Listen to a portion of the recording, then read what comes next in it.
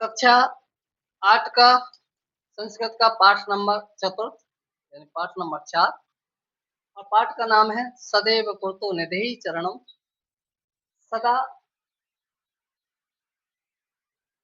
श्रीधर भास्कर वर्णेकर द्वारा विचलित प्रस्तुत गीत में चुनौतियों को स्वीकार करते हुए आगे बढ़ने का आह्वान किया गया है। इसके प्रणेता राष्ट्रवादी कवि हैं और इस गीत के द्वारा उन्होंने जागरण और कर्मठता का संदेश दिया है। चल चल पुरोतो निधेहि चरणम सदैव पुरतो निधेहि चरणम गिरि शिखरे ननु निज निकेतनम विनैव यानम नगारोहणम बलम स्वेकीय भक्ति साधनम सदैव पुरतो निधेहि चरणम। कवि कह रहा है कि चलो चलो आगे कदम बढ़ाओ, चलो चलो आगे कदम बढ़ाओ, हमेशा हमेशा आगे कदम बढ़ाओ। गिरि शिखरे ननु निज निकेतनम, निज निकेतनम अपना घर निश्चित, ननु मान निश्चित, अपना घर निश्चित ही गिरि शिखरे मान पर्वत की चोटी पर है, अपना घर निश्चित ही पर्वत की चोटी पर है। विनैव यानम बिना यान के, बिना सवारी के, नगारोहण नगा माने पर्वत पर, रोहण माने चढ़ना है, बिना सवारी के पर्वत पर चढ़ना है। बल स्वेकीय भक्ति साधना, अपना ही बल साधन होता है, देखिए अपना ही बल, अपनी ही शक्ति साधन होता है। सदैव पुरतो निधेहि चरणम और हमेशा आगे कदम बढ़ाओ। अति पाषाण विस्मा प्रखरा हिंसक पशव परितो घोरा सुदुष्कर खलु यद्यपि गमनम सदैव पुरतो निधेहि चरणम। कवि कहता है कि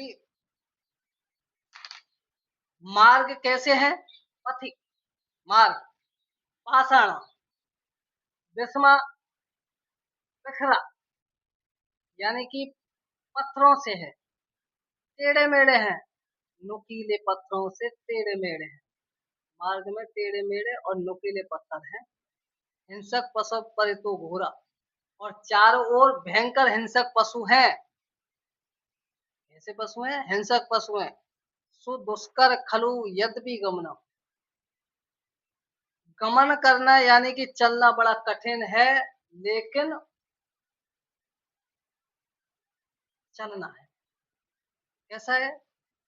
सुदुष्कर खलु यद्यपि गमनम, चलना बड़ा कठिन है। सदैव पुरतो निधेहि चरणम और हमेशा आगे बढ़ता, हमेशा आगे कदम बढ़ाओ। जिहि भीत भज भज शक्ति विदेहि राष्ट्र तथा अनुरक्ति पुर पुर सतम ध्येयम स्मरणम सदैव पुरतो निधेहि चरणम। जिहि माने त्याग दो, भीति माने डर को, भज भज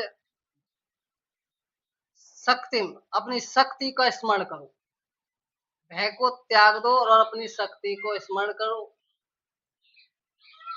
विदेही राष्ट्र तथा अनुरक्तम और अपने देश राष्ट्र से, अपने देश से प्रेम करो। अनुरक्तम कुरु कुरु सतम देहम स्मरण, निरंतर उद्देश्य का स्मरण करो।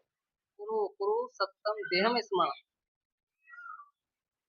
अपने उद्देश्य का स्मरण करो। सदैव पुरतो निधेहि चरणम और आगे कदम बढ़ाओ, हमेशा कदम आगे बढ़ाओ। कि चाहे कितने ही ऊंचाइयां आ जाएं, कितने ही कठिनाई आ जाएं, कितनी हमको विपत्ति आ जाए, लेकिन हमको आगे बढ़ते रहना चाहिए और लगातार आगे बढ़ने से, अपनी शक्ति के माध्यम से आगे बढ़ने से निश्चय ही हमको एक विजय हासिल होती है। इसीलिए हमको हमेशा आगे बढ़ते रहना चाहिए। तो ये था चतुर्थ पाठ का अर्थ।